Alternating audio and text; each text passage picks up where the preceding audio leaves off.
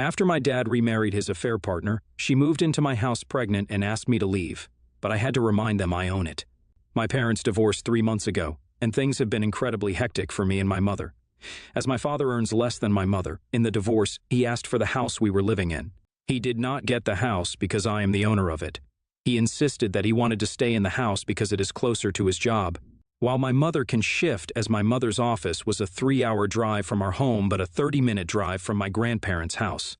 As this was an amicable settlement, there weren't any papers signed, but my mother told me that I'll have to live with my dad. I hated every bit of it, but my mother, like always, told me that just because they are going through a divorce does not mean I am supposed to help my dad out, so I should simply adjust. I could have told her that I do not wish to be stuck adjusting like she was, but I held my tongue. Fast forward to now, my dad married his affair partner 2 months into the divorce, and not only that, he brought her home with him. It pissed me off seeing her in the house that I grew up in, trying to take the role of my mother, but I still did not cause a scene. Because of everything, I was doing my best to ignore her entire existence and mind my own business. I did not get in her way and made sure that she did not get in mine. I barely spoke with my dad, and every day after I came home from college, I would go back to my room. Now, when my father told my mother that he is divorcing her, my mother kicked him out of the house, the one good thing she did, and he lived with the AP until the court hearing was done. During this time, my mother shifted me into the master bedroom because she did not want his side chick sleeping in the same bed as she did. I understood her logic, and I moved into the master bedroom. We burnt the mattress together because my mom knew that the AP had dropped by our house, and she did not want me sleeping on that bed like she had to. We also threw out the couch I caught some making out on when I was 16. So, relevant to the story, I have the master bedroom. The AP not only stole my dad, but also dared to sit me down on a weekend while my dad was there and tell me that she needs me to move out of the master bedroom because she is about to be 4 months pregnant and staying in the master bedroom would be incredibly comfortable for her. I looked at her audacity and I told her no. I told her that the room she sleeps in, the guest bedroom, has an attached bathroom. She would not require the master bedroom for that, and I left the conversation because I thought I was being logical, and it made sense, but not to her. 2 days later, she told me that she is done living with me. She does not want any strangers in the house when she's pregnant and wants me to move out to the university dorms. I asked my dad if he was the one who put her up to this, and my dad said how I should look at the family and take care of the unborn child because I'm older. I laughed in their face and told the SMM that she is more than welcome to leave the house if she does not like the room allotted to her. She turned to my dad and said something akin to, "You are going to let your son speak to me like that?" Before my dad could say anything.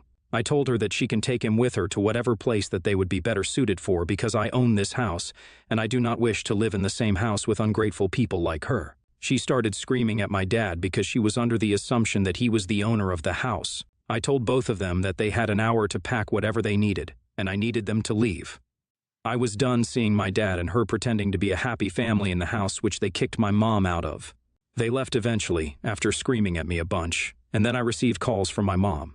She said I'm an extremely selfish person, just like my father, and I've been wondering if I was truly selfish for kicking them out. I will try to give the backstory here because a lot of you had been asking about that. I am 22, male, and I have known about my dad's infidelity since I was 16 and walked in on him kissing a woman in our living room. He is a teacher at the local middle school, and my mother is an architect. Both of them led extremely busy lives, but I never thought that my father would stoop so low as to cheat on my mother like this. When I tried to tell my mother about it, the way she reacted made it pretty obvious that she was in denial. It was not even the subtext that my dad had been cheating on my mom for a while, and my mom knew about it but refused to accept the truth. I tried to tell her about this whole situation repeatedly, but she refused to listen. She simply could not fathom the idea that her high school sweetheart was over her. I told her to confront him, and every time I did, I was the one she took her rage out on, calling me disrespectful towards my father. It was strange, seeing the farce of a relationship they had, and how tightly my mom clutched onto that facade of a happy relationship. It was sad. When I confronted my father asked me what I was planning on doing about it. It was not like I have any options, and if I bothered him too much about it, it would not be an issue for him to kick me out. He reminded me that I am almost 18, and it will not be unheard of if he were to kick me out. So yeah, the situation was pretty bad. When I told my mother about this finely veiled threat, she told me that she can make sure that he can no longer threaten me like this, but I have to promise to listen to everything she said, which included I had to pretend to be oblivious to my dad's cheating. When I told her that I do not want to play these games of charade, My mom insisted that we must care about the image of the family, and we mustn't air out the dirty laundry. It was funny hearing her say that because my dad has done everything to make it obvious he did not care. I had no idea why she cared, but I wanted to respect her wishes, so I agreed. My mom was the owner of the house, so it was pretty easy changing the ownership. That's pretty much how I ended up with a house in my name. The reason why I couldn't move out of my house was that I am a self-funded student.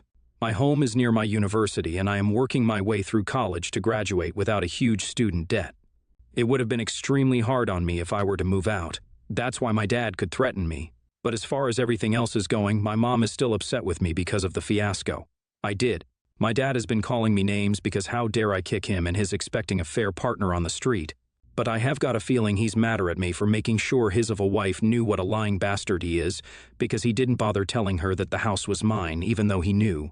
My grandparents, mom's parents, learned about what I did and told me that they want to have a chat with me.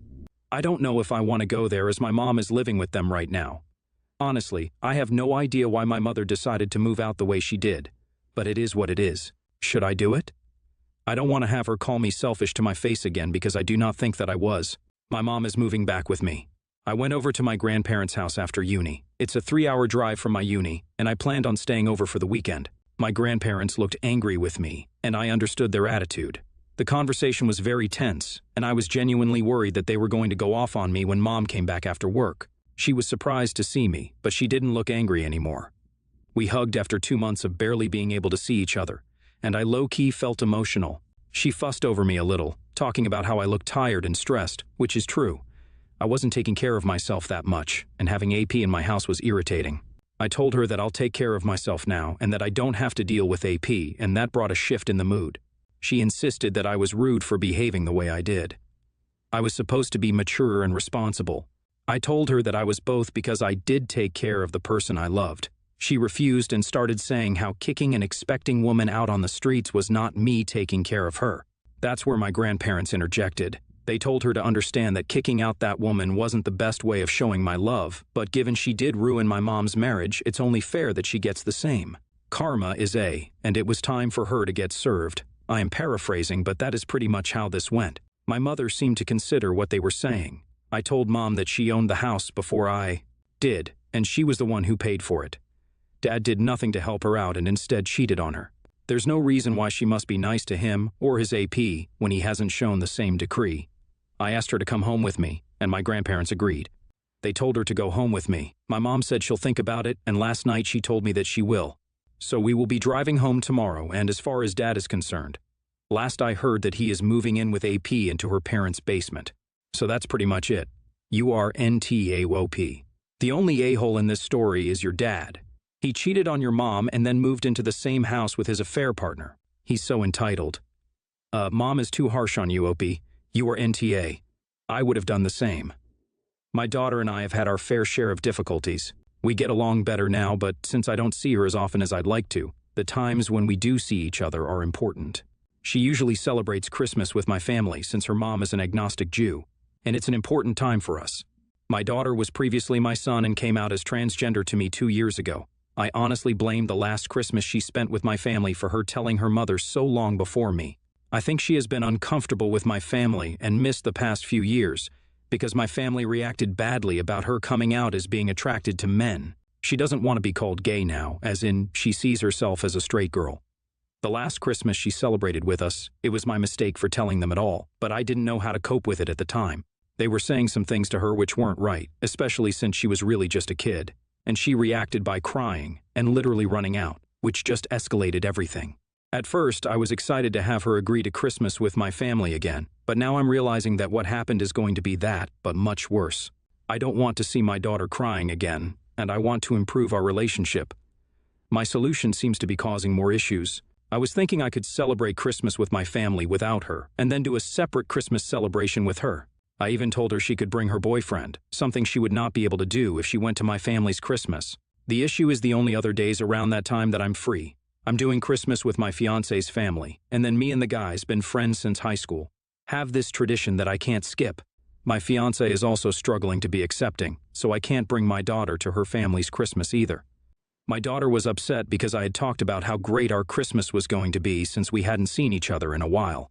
I said that we're still going to have a great Christmas, and honestly, a better one without my family. She says she doesn't care about not being able to celebrate with my family. She says that she wanted to celebrate with me, and I told her she still will.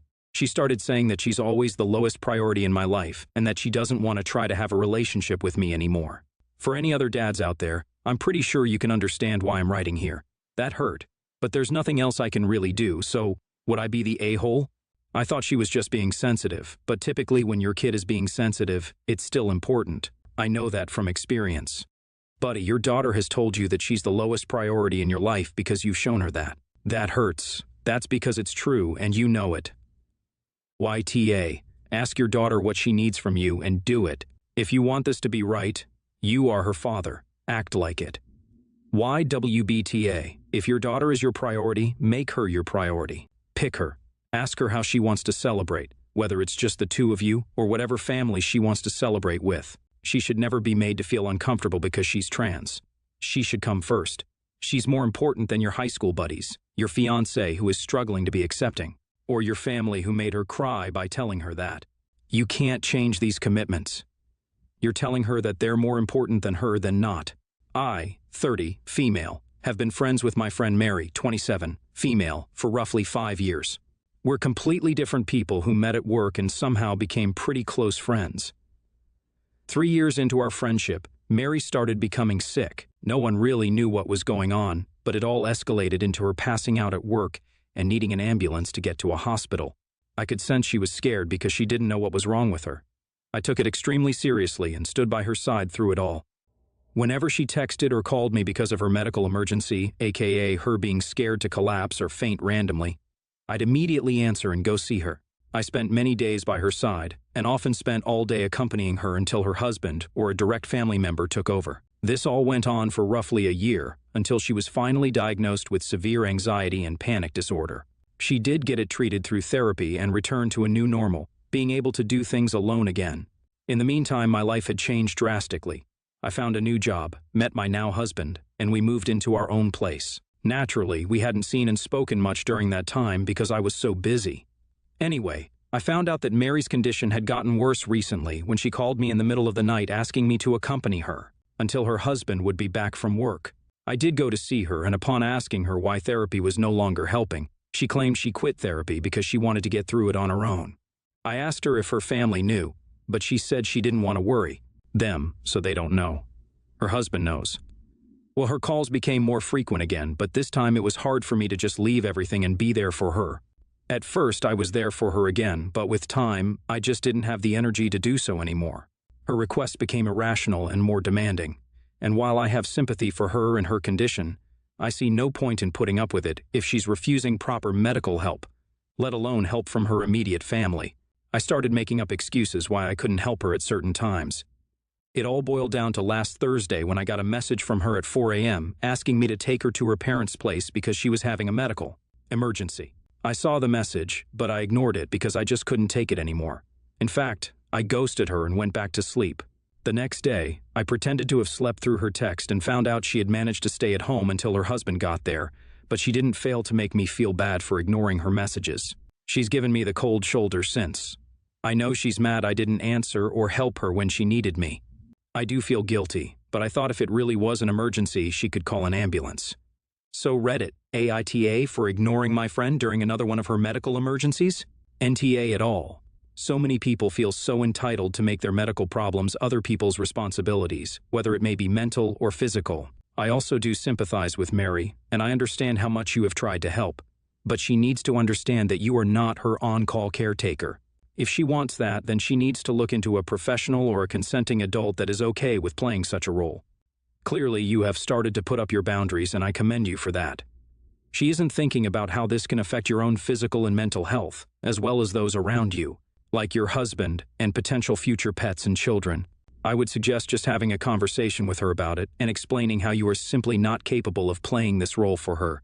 Although you want to be a part of her life and support her, you cannot be who she calls every time. Your friend is very manipulative, and it is not your fault that she refuses to get the help she needs.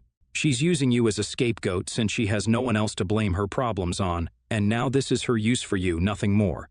You are not a source of comfort for this woman. She wants someone to buy her victim's story and to play the blame game when they refuse to comply. I would suggest you go fully no contact. She is a very abusive person by giving you the cold shoulder the one time you wouldn't be at her beck and call. And that says a lot more about her and her condition than what she says about herself. I firmly believe this woman has a serious mental illness. You need to cut her out of your life. It will continue to escalate with a person like this. She needs help that no average person can provide. NTA.